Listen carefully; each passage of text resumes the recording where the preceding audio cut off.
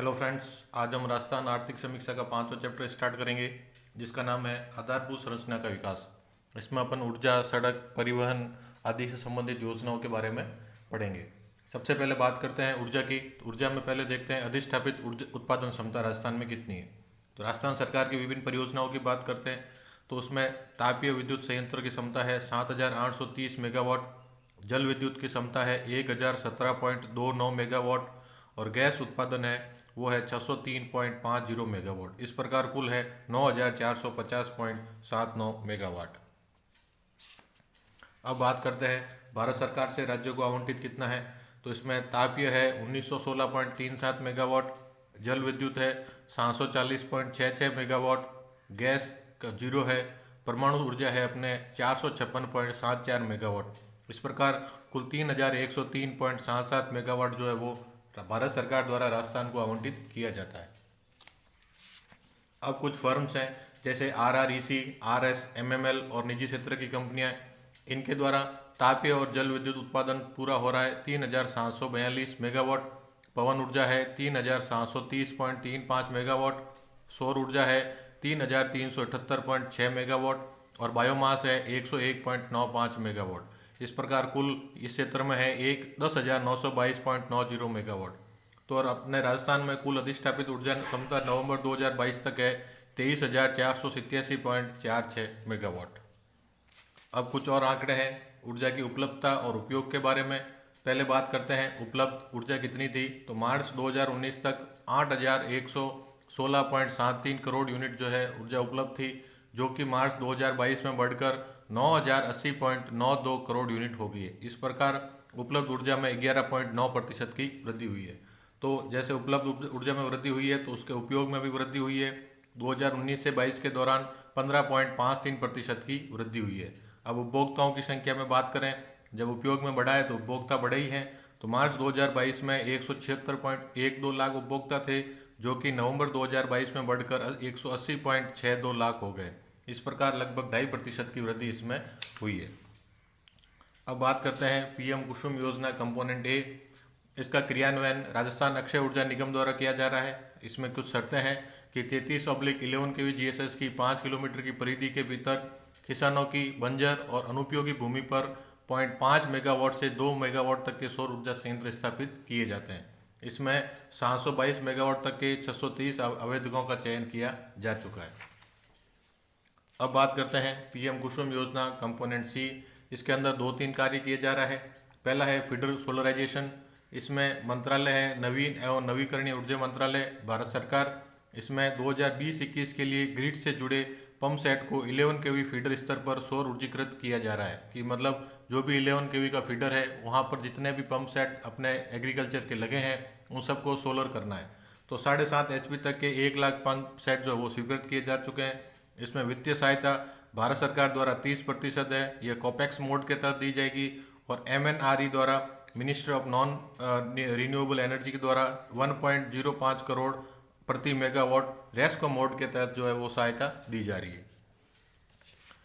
PM कुसुम योजना का अलग आगे जो दूसरी योजना इसी के अंतर्गत है सौर कृषि आजीविका योजना।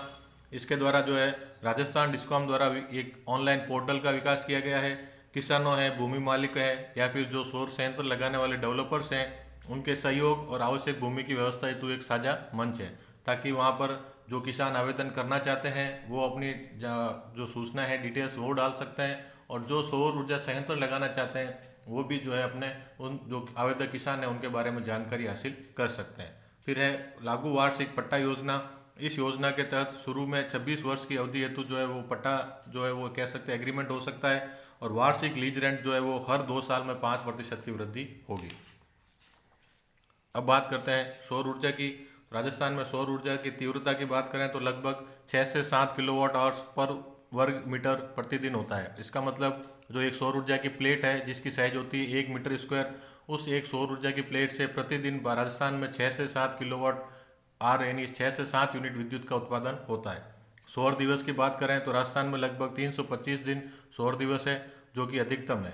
तो कुल सौर ऊर्जा उत्पादन क्षमता राजस्थान में है 142 गीगावाट, और राजस्थान में सौर ऊर्जा नीति जो है 2019 में जारी की गई थी। अब बात करते हैं राजस्थान के सोलर पार्क्स की। तो सोलर और मेगा सोलर पावर प्रोजेक्ट्स हैं। पहला है बड़ला जोधपुर। इसकी क्षमता है अपने 2245 मेगावाट। इसके कुल 4 चरण थे और चारों चरण में अलग अलग निर्माताओं द्वारा इन जो संयंत्रों की स्थापना की गई।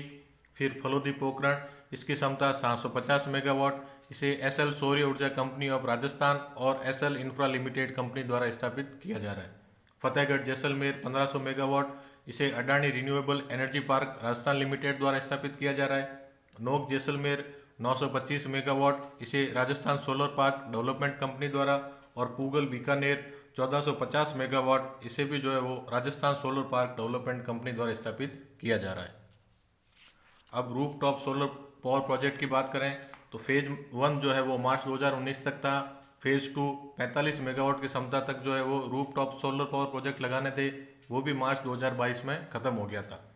जो ये दोनों फेज है इनका क्रियान्वयन राजस्थान अक्षय ऊर्जा निगम द्वारा किया जा रहा था और इसके लिए जो है 30% अनुदान की वित्तीय सहायता भारत सरकार के नवीन एवं नवीकरणीय ऊर्जा मंत्रालय द्वारा दी जा रही थी। और वर्तमान में क्रियान्वयन जो है वो राजस्थान के डिस्कॉम द्वारा किया जा रहा है। अब बात करते हैं पवन ऊर्जा की। तो 120 मीटर की ऊंचाई पर राजस्थान में पवन ऊर्जा का उत्पादन की क्षमता है वो है 1,27,750 मेगावाट। ठीक है, लेकिन स्थापित क्षमता अभी तक केवल 4,442.15 मेगावाट हुई है। राजस्थान पवन एवं हाइब्रिड ऊर्जा नीति 2019 को लागू की गई थी, जो कि 18 दिसंबर 2019 से जो है वो प्रभावी हुई। अब बात करते हैं बायोमास ऊर्जा का। तो राजस्थान में बायोमास ऊर्जा की स्थापित क्षमता है 120.45 मेगावाट के 13 संयंत्र हैं। इनमें से 2 संयंत्र जो है वर्तमान में कार्य नहीं कर रहे, जिनकी क्षमता 28 मेगावाट है। अब ऊर्जा संरक्षण की बात करें तो प्रतिवर्ष 14 दिसंबर को जो है राजस्थान ऊर्जा संरक्षण दिवस मनाया जाता है। यह 2009 से मनाया जा रहा है और इसे राजस्थान अक्षय ऊर्जा निगम द्वारा संचालित किया जाता है। इसी दिन राजस्थान ऊर्जा संरक्षण पुरस्कार समारोह का भी आयोजन किया जाता है। अब ऊर्जा के बाद बात करते हैं सड़क की। तो सड़कों की कुल लंबाई राजस्थान में है 2,78,813.23 किलोमीटर। इसमें राजस्थान में सड़क घनत्व है 81.47 किलोमीटर प्रति 100 किलोमीटर स्क्वायर। वहीं भारत में यह है घनत्व 165.23 किलोमीटर प्रति 100 किलोमीटर स्क्वायर। राजस्थान में 2,78,813 में से राष्ट्रीय नेशनल हाईवे हैं 10,618.09 किलोमीटर। स्टेट हाईवे है 17,237.59 किलोमीटर। मुख्य जिला सड़कें हैं 13,270.93 किलोमीटर। अन्य जिला सड़कें हैं 51,224.52 किलोमीटर और ग्रामीण सड़कें हैं 1,86,762.10 किलोमीटर। अब राज्य सड़क निधि, इसकी घोषणा बजट 2022-23 में की गई थी। इसके तहत जो है वो प्रत्येक विधानसभा क्षेत्र में 10 करोड़ रुपए की लागत से मिसिंग लिंक या नॉन पेचेबल सड़कों का निर्माण किया जाएगा।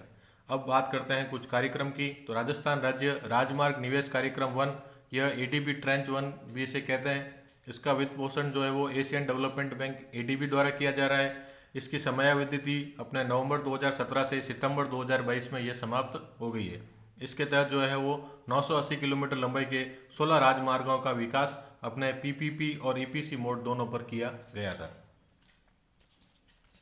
अब राजस्थान राज्य राजमार्ग निवेश कार्यक्रम 2 एडीबी ट्रेंच 2, इसका वित्त पोषण भी एडीबी द्वारा किया जा रहा है।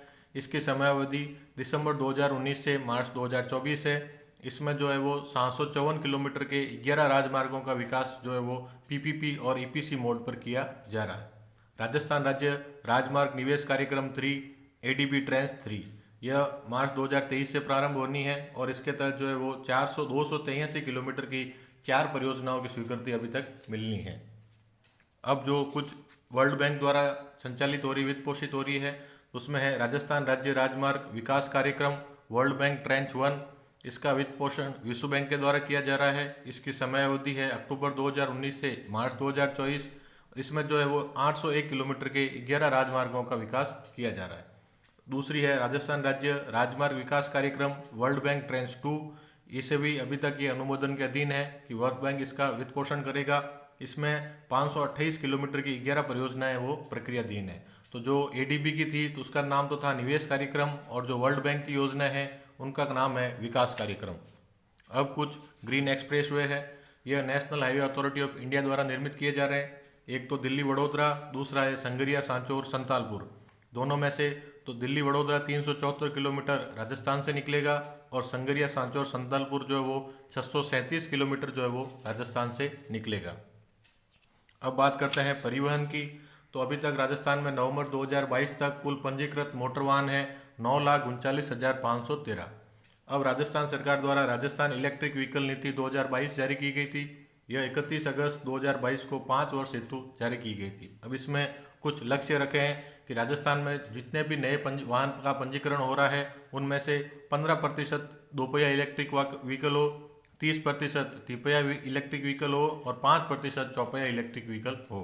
इसके अलावा अगले 5 वर्षों में 35 लाख यूनिट प्रति वर्ष जो इलेक्ट्रिक व्हीकल का विनिर्माण राजस्थान में करने का लक्ष्य रखा है। अब कुछ प्रावधान है, कुछ रियायतें दी जा रही है। एक तो है ग्रीन टैक्स से छूट दी गई है, परमिट की आवश्यकता से छूट दी गई है और जो भी SGST है उसका जो रीएम्बर्समेंट या कहते हैं प्रतिपूर्ति भी इस योजना के तहत की जाएगी। अब बात करते हैं रेलवे की। तो राजस्थान में रेलवे मार्ग की लंबाई मार्च 2021 में थी 6019 किलोमीटर, जो कि कुल भारतीय रेल मार्ग का 8.83% है।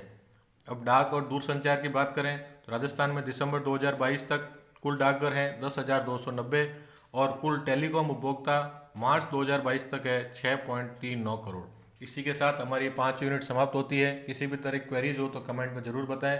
अगर यदि आपको इस तरीके से पढ़ना, शॉर्ट नोट्स के तहत पढ़ना अच्छा लगे तो अपने दोस्तों के साथ इस वीडियो को ज़रूर शेयर करें। धन्यवाद।